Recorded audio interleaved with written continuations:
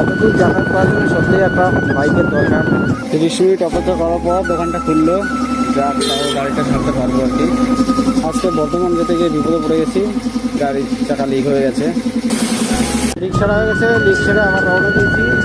একটা লিক ছাড়তে না 100 টাকা, 40 টাকা এক্সট্রা দিলাম। তারপর সকালবেলা সেরে দিল বলে 1 ঘন্টা লেগে গেছে। 5টা 50-এর সময় লিক হয়েছে, এখন 6টা 50 বাজে। এত সময় থাকার কথা ছিল আমার নবদ্বীপ, আমি এখন আছি বগুলাতে। কখন গিয়ে পৌঁছবো জানে তো। এটা বগুলা কলেজ, এটা সেই কৃষ্ণনগরের রাজবাড়ি। দেখতে পাচ্ছ চারিপাশটি একই রকম রাজবাড়িটা। আজ আবার চলে আসছি নবদ্বীপে।